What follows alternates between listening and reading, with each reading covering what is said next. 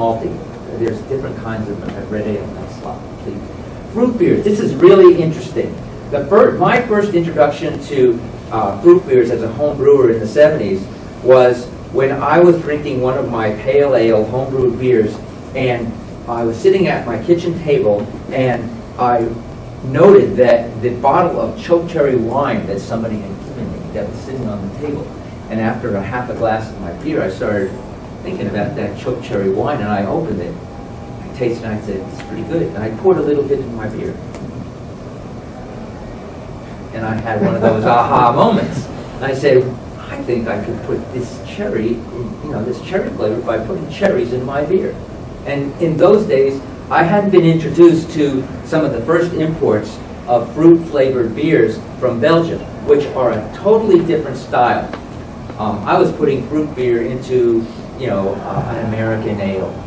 In Belgium, there's a tradition of putting fruit into beers that have been inoculated with wild yeast and and bacteria that tend to, like lactobacillus, that's the bacteria that yogurtize milk, that actually sour the beer. And when that came to the United States, people began to think fruit beers, sour beers, Belgian lambic beers. But in those days, those microorganisms were not accessible to brewers, and they didn't know how to use them. So what they did is they did what I did.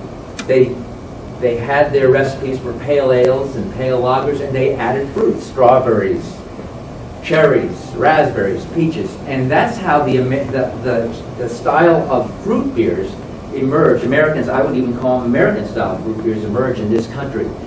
There are century-old traditions of sour fruit beers, but that's not what the Americans kind of translated as they developed their own unique approach. So like the sweeter lambics, are those American by nature? No, the sweeter lambics are the original sour styles, but for the American palate, they figured they could sell more beer by putting sugar in it and then pasteurizing it. So it's not really a traditional. Next slide. Now, wheat beers, it has another interesting story. This is a photograph of a typical serving of German-style Hefeweiss, a cloudy, yeasty beer made with up to 50% wheat malt and barley malt. And because of the special kind of ale yeast they use, they're very unique, you get clove, banana, and fruity characters, and many other complex characters. And it's a very refreshing beer that Germans have really come to love, and Americans have come to love. But back 30 years ago, the concept of wheat beer really was introduced when the first microbrewers would travel to Germany and discover this beer and said, I'm going to make a wheat beer in this country.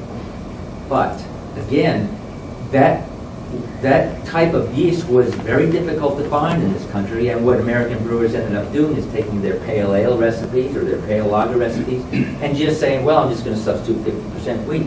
So you get American-style wheat beers that don't have, it might be cloudy, but if they don't have that clove, phenolic, it's a technical term, clove, banana, fruity character that German-style wheat beers have. And then there are Belgian-style wheat beers, often called wit beer, that are produced with a unique strain of yeast that also give almost a coriander character, and Belgians also enhance it with spices such as coriander seed and as well as orange peel.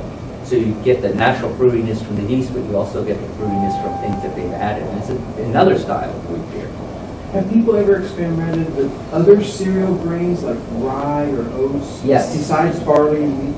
And it's been I'm sure it's been happening for centuries, but it's emerged as a uniquely American craft brewing experience that people are experimenting with how to use using oats, rye, spelt, other grains, even grains that don't have gluten for people who have celiac or gluten intolerance. That there are other approaches to brewing beers. Rice, well, rice is a traditional, that goes back to the 1800s actually, when they were trying to, briefly explain that, but rice was introduced by the likes of Pabst and some of the Falstaff and Van Houtenbush in the early strains in the early days when they were trying to duplicate the character of the Czech-style beers, but with the ingredient, the barley that they was growing in this country, it had a because it was grown in this country, the soil and the climate was different, they couldn't quite make the malted barley taste like the beer that was brewed over there, so they found that if they added a little bit of rice, they could actually duplicate the full flavored character in Europe. Now, what has evolved is obviously they had the flavor has evolved to take a lot of that character out, and rice is actually used to lighten the character completely now, which is a real different approach than usually. Next slide. Porter, we'll have some porter. Porter is a very traditional dark ale that originated in England and was a colonial drink here in this country, and almost all but disappeared, even in England, until American craft brewers came onto the scene and elevated this style to one of the mainstays of almost every brew pub has a stout, a porter, and a pale ale on tap. And that's a beer that has roasted malts. The difference between a porter and a stout is that porter will not have any roasted barley, which means a barley kernel that's been roasted rather than a malted barley kernel that's been roasted. Malted barley has some sugars in it. Roasted barley is just starch that's roasted, so you get more of a coffee flavored character with traditional stouts. Next style. And we'll be trying a German style alt beer. I took this photograph back during my first visit to Dusseldorf in Germany, and beer is a very family event in Germany, and alt beer is like Kolsch beer is a German style ale. Alt beer means old beer, referring to the old style of brewing in Germany before lager really emerged. And it's a dark brown ale that is fermented at elevated temperatures, but then lagered at cold temperatures. So it's a little bit smoother than your typical American style brown ale.